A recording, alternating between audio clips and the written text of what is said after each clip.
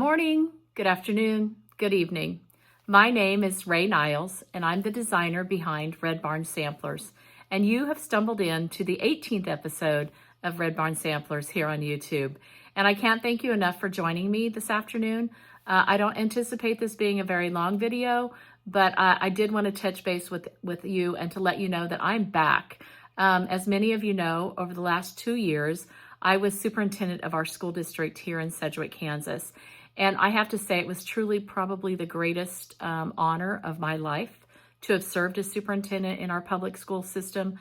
We have a great school district, and I had great staff and wonderful students and tremendous parent and community support. So during those 2 years, I didn't work as much as I should have on Red Barn Samplers. But now that responsibility has ended, I knew when I took the job it was only going to be a short time.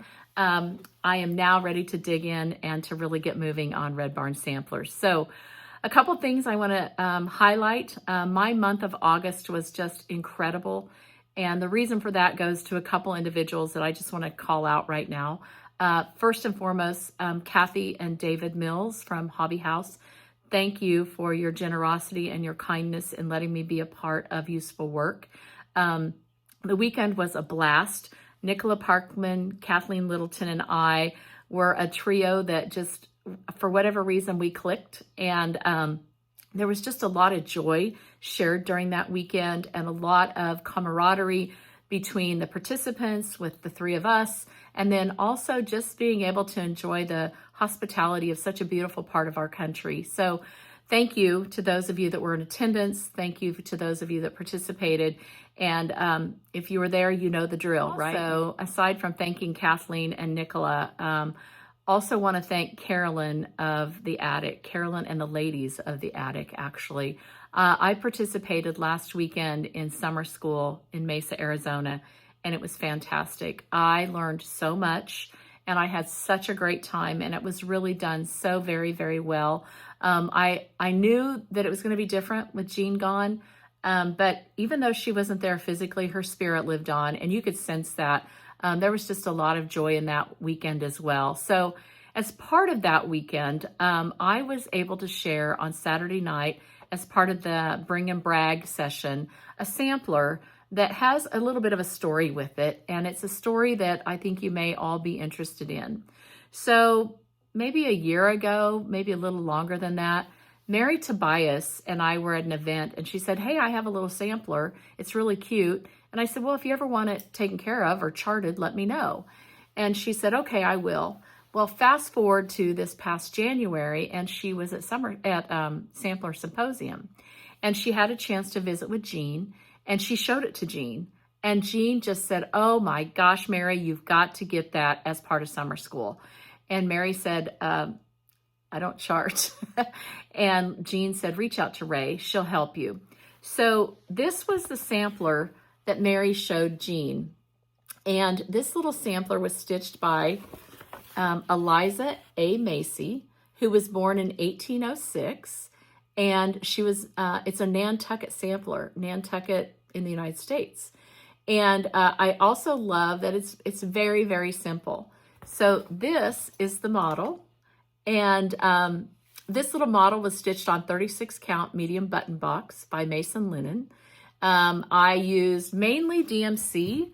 However, there's 4 colors of DMC on it. There's Classic Colorworks Gingerbread, Gentle Arts Mountain Mist, Weeks Dye Works Chesapeake, and Bee's Knees. But you could probably stitch it from stash. It's mainly browns, 1 or 2 little light blues, and then some golds. Pretty drab, but a great addition to any sampler collection, especially if you are interested in having an American sampler. So on the chart here, we have the model laying, or sorry, the original laying on the table here, and then the model up here. And so you can tell between the two here. Let me show you the difference. I'll back up a little bit. It's pretty darn close when it comes to size. It's a little bit smaller than the original. And again, this was stitched on 36 count. I think if you stitched it on 46 or even 40, it'd be a lot cuter, smaller too. But you could stitch it on 8 cloth if you wanted, because there are no specialty stitches in it, and it stitches very, very fast. The other thing that makes this chart so special is that when Mary and I visited, we both felt very strongly that this should not be a chart that people had to pay for. And so I have created this as a complimentary chart. And when I gave it out at summer school last weekend, you can see on the inside of the chart, you have it in color or you have it as a black and white. There is a little dedication at the bottom that I'd like to share with you. It says, in January of 2025, Mary Tobias shared her small Nantucket Sampler with Jean Lee, owner of the Attic Needlework in Mesa, Arizona. Jean was very excited to support Mary and offered an opportunity for Mary to share it at summer school in August of 2025. The theme for summer school was From Sea to Shining Sea, a Star-Spangled Summer School. Jean pointed out the sampler stitched by Eliza A. Macy would be a great addition to summer school, particularly with connections to two well-known surnames found in the United States. What you don't know yet is that aside from having the Macy connection, which I think Macy's department store, there's also a connection to Starbucks. Sadly, a few weeks after Sampler Symposium, Jean passed away. Following her passing, Mary reached out to me to see if I might be interested in charting the American Sampler in honor of Jean, and of course I said yes. The goal would be to offer it as a complimentary chart, symbolizing the love and support Jean has shared with so many stitchers over the years. And so the other thing that made this cool was we wouldn't have known the Starbucks connection except for on the back of the sampler was a handwritten note, and the handwritten note was all yellowed up, and it said, Eliza A. Macy, born February 6, 1806, was the older sister of Lydia R. Macy, who was born March 19, 1807, so just a year later. Lydia, her sister, married William B. Starbuck and was the great-grandmother of three individuals named Martha, John, and Ruth. So it just made my heart sing knowing that we had a Starbucks connection, we had a Macy's connection, and it was stitched in Nantucket. So that to me was like a trifecta, and I wanted to be able to share that with all of you. So if you're interested in downloading that, you are more than welcome to download it. My address on my website is just www.redbarnsamplers.com. And you can download that and stitch it and put it on social media, tag me. I would love to see how it looks once you've gotten it done. I do think it's a beautiful little sampler, and it would look great hanging on any wall. I've just put it in a plain black frame, but again, you could put it in red. You could stitch it all in red if you wanted. But I just think it's a lovely little sampler, and again, just symbolizes the great country that most of us that are watching this video live in. So, and if you're not living in the United States, you're still more than welcome to stitch it, because I know Starbucks and Macy's are well known around the world. So again, please enjoy the sampler, and as you stitch it, think of Jean. The other thing I wanted to share with you all was a new reference book, and I have not seen this book, had not seen it before, had not seen it referenced either.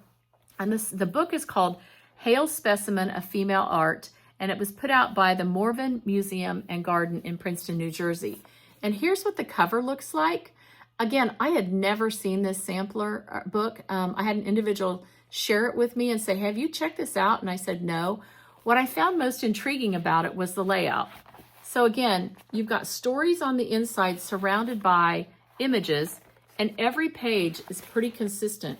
There's one sampler per page, and then kind of the story that goes with it. I haven't read all of it yet, but if it's something that you're interested in adding to your collection, I can tell you that I think it was about maybe a $50 book, and then because I live in Kansas, I had them ship it to me, and I think I paid $6 shipping. They were very prompt in getting that sent back to me, and I can't wait to dig into it a little bit deeper as well. But if you're interested at all in American samplers, particularly those from New Jersey, it might be something you want to add to your collection. Before I wrap it up, I just kind of want to share with you kind of what my schedule's looking like, because it's kind of getting crazy, but it's a good crazy. I will be attending Swindon and Mrs. Parkman's Academy of Needlework in October. I'll be presenting both a pre-session, 4 pre-sessions actually. They're all the same, but 4 pre-sessions, and then a presentation during the weekend, and I'm really looking forward to that. And then in November, after I get back, I will be going to the Willow Tree Sampler Guild in Houston, and I'm super excited about that because those stitchers hold a very special place in my heart. They were the first sampler guild that I ever did a presentation for, and you know, they just were so lovely, and it was such a fun time. Sister number 3 actually went with me on that trip, and we laughed all the way from Kansas to Texas and then some. So every time I think of Willow Tree Sampler Guild, it just makes me smile. Then I'm also doing a local presentation back here the month of November in the Wichita area. And then next spring, in April, I have a guild presentation. May, I have a guild presentation. I have another event back at Hobby House in September of next year. And then in October and November, 2 more guilds. So I'm really excited to be able to present different topics around my samplers, to have conversation with other stitchers who find those things of interest.